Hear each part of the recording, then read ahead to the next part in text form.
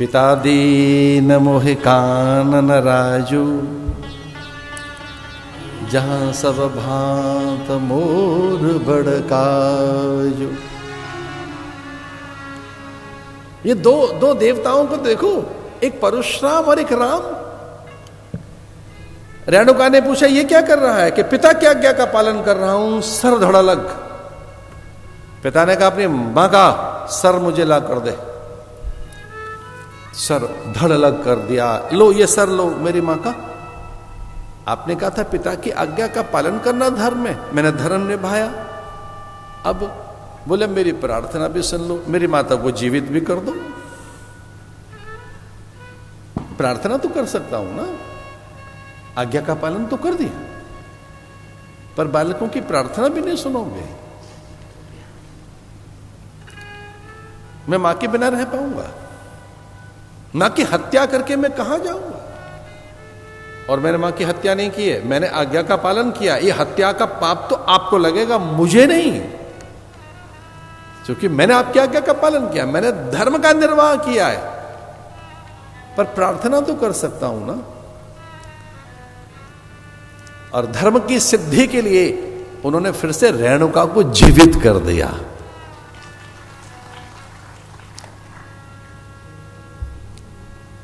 मां तो ठगी सी रह गई जब राम को देखा कि ये इसने सन्यासी बाना पहन लिया, ये साधु क्यों बन गया। मां से तो रहा नहीं गया। और राम उस समय लगभग 27 वर्ष के हैं और हथेली पे चुंबन जड़ने लगी, मां अंक में भरने लगी। रामायण में तो यहां तक आता है स्तन गीले हो गए, मां के आंचल गीला हो गया। जिसका बेटा 27 साल का हो, इतनी द्रवीभूत हो गई, मां अपने को रोक नहीं पाई। कौशल्या ने अंक में भर लिया राम को, आंचल गीला हो गया मां का। भीग गई मां, हथेली को चूमती है, कभी माथे पर ओठ रखती है और कहती है तेने बाना क्या बना लिया, ये हुआ क्या तुझे? कुछ पल में ही तो तुझे राजा बनना है और ये साधुओं जैसे कपड़े पहन लिए, ये तपस्वी वेश, ये क्या? मां तो जानती नहीं क्या हो गया। पिता दीन मोहि कानन राजू, जहां सब भांत मोर बड़काजू। मां मुझे पिता ने बनकर राजा बना दिया। पिता दीन मोहि कानन राजू, ये नहीं कहा मुझे वनवासी बना दिया है। मां मैं राजा बन गया, वन का राजा। जहां सब भांत मोर बड़काजू।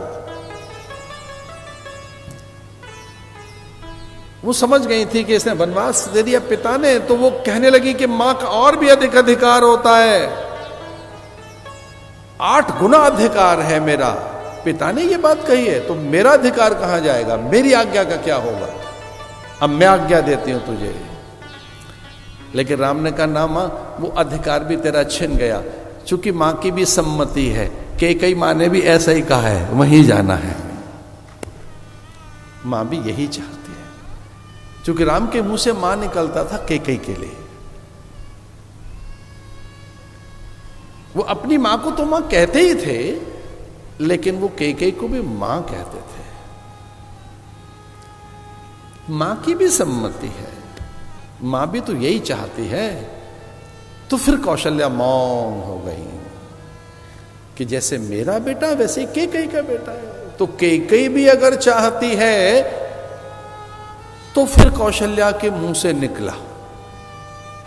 और वो बड़ी बात है कि पिता ने फिर तुझे धर्म की सिद्धि के लिए भेजा है और मां ने तेरे जीवन के तारण के लिए वन भेजा है। आज्ञा का पालन कर, देर न करना बेटा। यह है आज्ञा।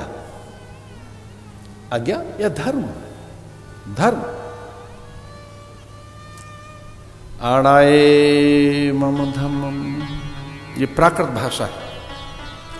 हमें तो अपने राजस्थान वाले लोग बहुत अच्छे लगते हैं, हमारे ये मारवाड़ी। हुकुम साहब, हुकुम साहब, हुकुम हुकुम हुकुम साहब, थकते नहीं है, बार बार हुकुम हुकुम बोलते रहते हैं। आदेश दीजिए, इस करके आदेश दीजिए। आज्ञा कीजिए। जी, हमारे उत्तर भारत में कहते हैं जी आया नु, जी जी। ये सारे पंजाबी हरियाणा के लोग हिमाचली जी जी करते रहते हैं, जी जी जी। इसका अर्थ है yes I am ready to do. जी का अर्थ ये है वहां।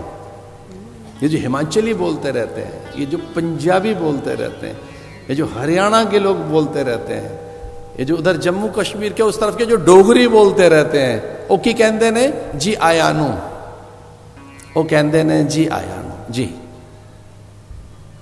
जी, जो कहोगे करेंगे। इसका अर्थ क्या है? आज्ञा का पालन करने के लिए तैयार हैं, हम तैयार हैं। मैं आपसे भी प्रार्थना करना चाहता हूं, बड़ों के सामने जी करते रहो, हाथ जोड़कर कि आज्ञा दीजिए, आज्ञा दीजिए। तो क्या होगा? पता नहीं कौन सा धर्म आपसे करा लेंगे, कौन सी बड़ी चीज आपसे करा